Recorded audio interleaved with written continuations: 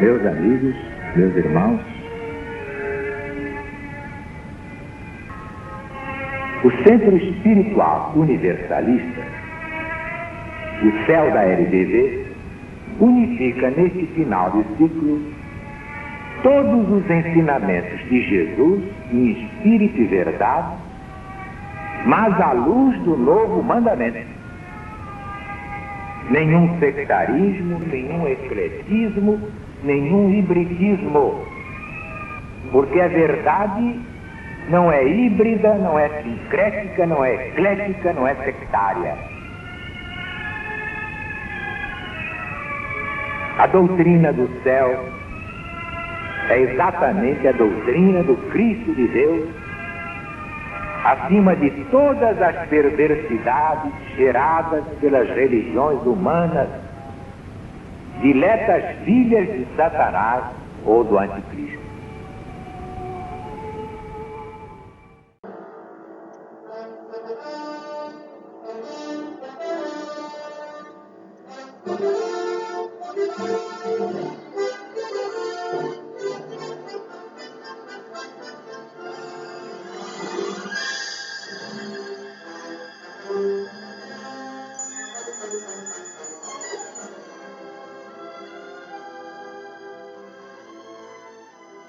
Doutrina do céu, Espírito da verdade, Alziro Zarur responde. A lição de hoje é Quarto Mandamento, publicada no jornal Gazeta de Notícias, no dia 19 de dezembro de 1969.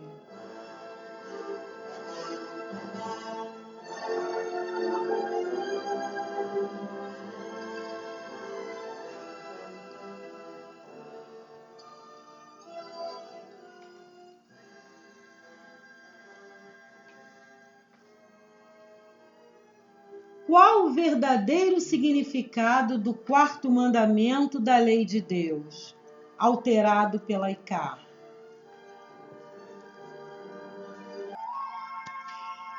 O Centro Espiritual Universalista só admite ensinamentos do Cristo, através de seus emissários legítimos.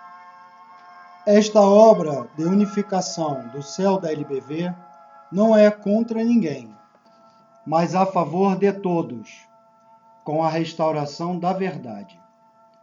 Ouçamos, portanto, a palavra dos evangelistas assistidos pelos apóstolos e pelo próprio Moisés.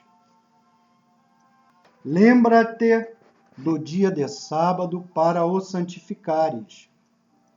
Trabalharás 6 dias e farás a tua obra. Mas o 7º dia é o dia de descanso, consagrado ao Eterno, o Senhor teu Deus. Não farás coisa alguma nesse dia, nem tu, nem teu filho, nem tua filha, nem teu servo, nem tua serva, nem teu gado, nem teu hóspede, o estrangeiro que estiver dentro dos muros de tuas cidades. Este mandamento, que se transformou numa lei civil de finalidade humanitária, foi imposto aos hebreus para lhes frear o pendor ao abuso do poder. A lei do trabalho é indispensável à humanidade. É pelo trabalho que ela progride, que adquire ou repara. Mas o repouso não é menos indispensável, tanto ao corpo quanto ao espírito. Dizer aos homens: dai tempo ao vosso corpo de refazer as suas forças, dai ensejo ao vosso espírito de se libertar dos cuidados da matéria, a fim de que possa elevar-se ao seu Criador e afastar-se do mundo que o retém cativo, para se alcandorar por meio da esperança e da meditação às elevadas esferas que o aguardam. Não teria bastado. Este mandamento veio trazer um sentimento profundo de filantropia que os homens não souberam apreciar. Os povos antigos, afeitos aos abusos da força, tinham, todos eles, escravos encarregados de trabalhos rudes, acima da sua capacidade normal. Era preciso assegurar a esses servos um repouso necessário, tornando isto uma obrigação para os seus senhores. Os animais, votados ao desprezo, porque tidos como carentes de almas, de inteligência, considerados como coisas, incapazes da sensação da dor, teriam sido levados, sem este mandamento, à extrema fadiga pelo excesso de trabalho. As raças se teriam esgotado. As mais úteis ao homem desapareceriam da face da terra por efeito da degenerescência. Quanto ao estrangeiro que, considerado hóspede, devia ser respeitado, se este mandamento não protegesse, certamente seria oprimido no sábado por todos os trabalhos de que cumpria se abstivessem os fiéis. Violada estaria a hospitalidade, lei santa que os antigos geralmente respeitavam. Observai que em todos os cultos, agora, existe esta salvaguarda da saúde pelo repouso. Mas nós vos dizemos, irmãos, trabalhai com zelo e coragem, mas nunca ultrapasseis os limites das vossas forças. E, sobretudo, jamais sobrecarregueis de trabalho os vossos inferiores. Os hebreus levavam tão longe a observância do sábado que a própria terra repousava, não no 7º dia, mas no 7º ano.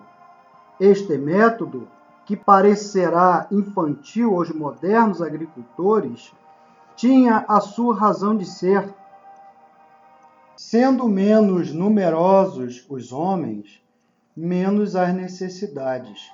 Possível dar-se à terra o luxo de um repouso que lhe permitia readquirir forças naturalmente, sem os recursos aos artifícios, como adubos em geral, cujo abuso gera muitas das enfermidades de que padeceis, sem lhe descobrirdes as verdadeiras causas.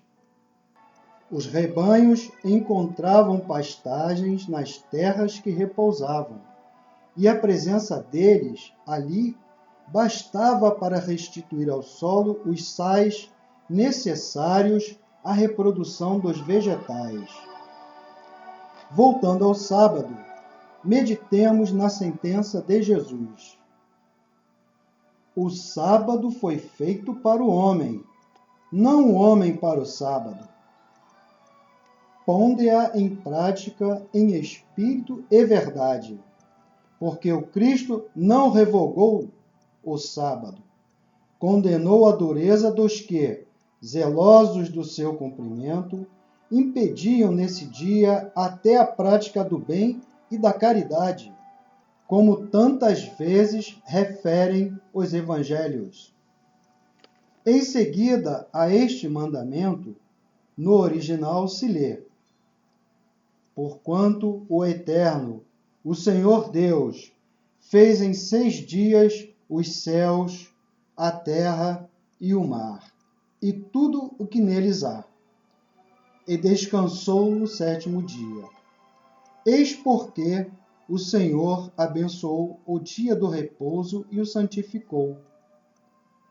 Há, nestas palavras, um comentário acrescentado à lei de Deus por Moisés, a fim de lhe dar mais força e valor aos olhos dos homens.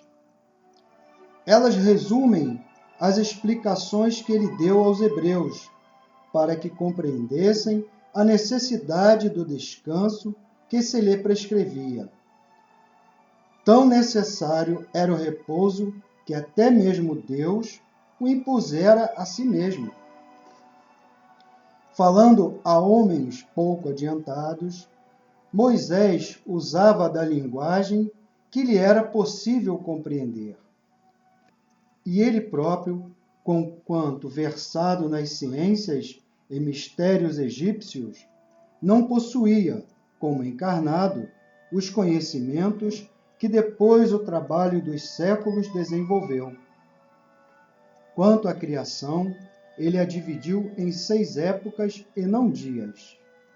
E o fez, não por efeito de pesquisas científicas, mas sempre com o objetivo de gravar no coração dos hebreus o respeito definitivo à lei de Deus.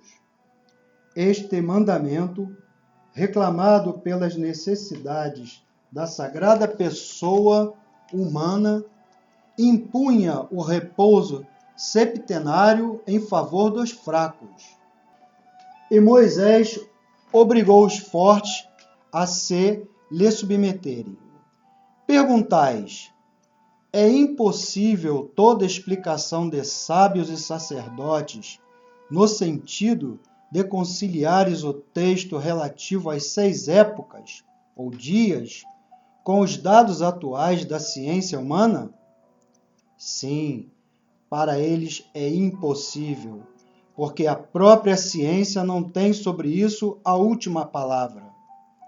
Os cataclismos que causaram as transformações do vosso planeta, a ciência ainda não os pode calcular.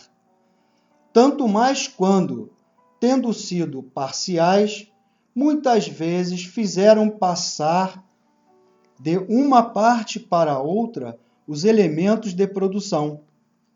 E ainda não chegastes ao termo deles.